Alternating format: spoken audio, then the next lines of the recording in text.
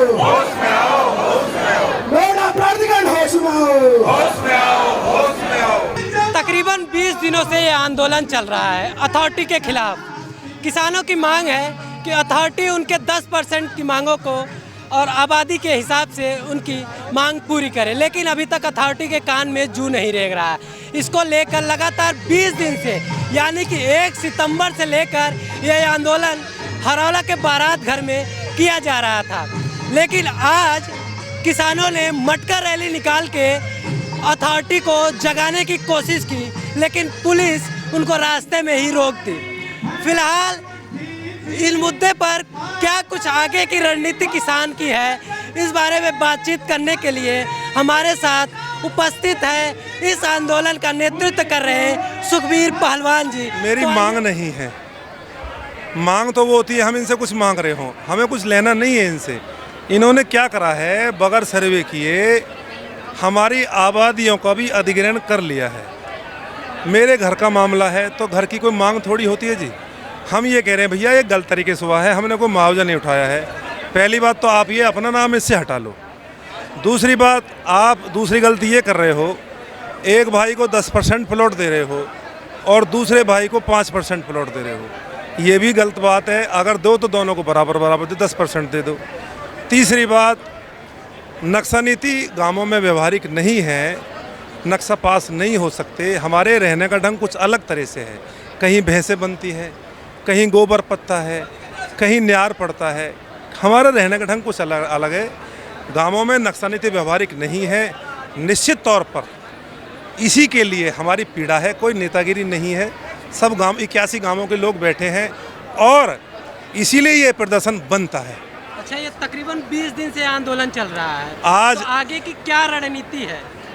20वां दिन आज है और 20वें दिन आज हमने मटका फोड़ दिया है कि अभी तुम्हारे पाप का घड़ा भर चुका है और इसलिए हमने मटका फोड़ प्रदर्शन करा है। जो आदमी समाज के लायक नहीं रहता, समाज उसको वो जो काम नहीं करता समाज में, वो समाज के लायक नहीं रहता। तो नोएडा प्राधिकरण हमारे लायक नहीं है, क्योंकि ये टपकता हुआ भ्रष्टाचारी है। आए दिन किसानों का शोषण होता है और इसीलिए हमारी लड़ाई बनती जा रही है इनसे। अच्छा, आज मटका फोड़ जो प्रदर्शन आप करने वाले थे, रास्ते में ही पुलिस द्वारा रोक दिया गया, तो आगे आप किस तरीके से और क्या क्या तरीकों से अथॉरिटी की तरफ प्रदर्शन करेंगे? क्या कैसे अपनी मांग को? निश्चित तौर पर आगे आने वाले दिनों में आप देखेंगे कि कभी पहलवान डंड मारते नजर आएंगे, कभी इनको हम जो गधे पे बैठाएंगे, कभी कुछ करेंगे। जो भी बन पड़ेगा, मैं ये कह रहा हूँ, निश्चित तौर पर जो भी सबकी सम्मति से बनेगा, हम आए दिन प्रदर्शन करते रहेंगे और अपना हक लेकर रहेंगे। 20 दिन से आंदोलन चल रहा है, आज 20वां दिन है। हाँ। तो आगे आपको लगता है क्या अथॉरिटी आपकी मांगों को मानेगी? देखो जी, मुश्किलें दिलों के इरादे आजमाती हैं, स्वप्न के पर्दे निगाहों से गिराती हैं।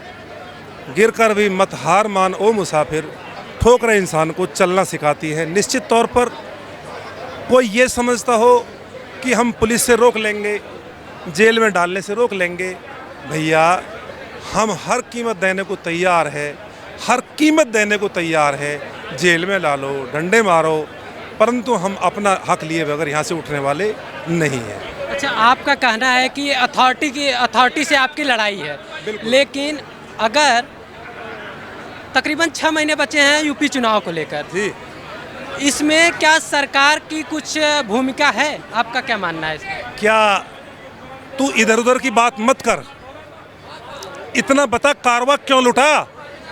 मुझे रहजानी करने वालों से शिकायत नहीं है, तेरी रहबरी का सवाल है। ठेकेदार बड़े तुम बैठे हो, अरे जो सरकार ठेकेदार बनी है उसकी जिम्मेदारी नहीं बनती क्या? बनती है उसकी जिम्मेदारी भाई, और किसकी जिम्मेदारी बनती है? ये जब ये भ्रष्टाचारी बैठा रखे आए दिन किसानों का शोषण करते हैं, किसकी जिम्मेदारी बनती है जी? अच्छा ठीक है, सरकार पर आप इतना आक्रोश दिखा रहे हैं। कल 21 और 22 को यूपी के सीएम यही दादरी में नोएडा में आ रहे हैं, तो आपका क्या प्लान है? मैं फिर कह रहा हूँ, किसी इंडिविजुअल व्यक्ति का कोई प्लान नहीं होता है, प्लान हमारा सबका होता है, सबकी लेकिन आप सहमति। नेतृत्व तो कर रहे हैं इस आंदोलन मैं का। फिर पूछ के ही करूँगा, फिर समिति को बैठाऊंगा क्या करना है। अभी फिर तक समिति कोई मीटिंग नहीं हुई है क्या? नहीं, आगे अभी जी आएंगे। आएंगे, हम बैठेंगे, जो बन पड़ेगा सो करेंगे। हमें क्या करना है, कि कितना करना है, वो सभी लोग बैठेंगे, उस पर चर्चा करेंगे, तब आगे कार्रवाई करेंगे। भारत माता की अपना हाथ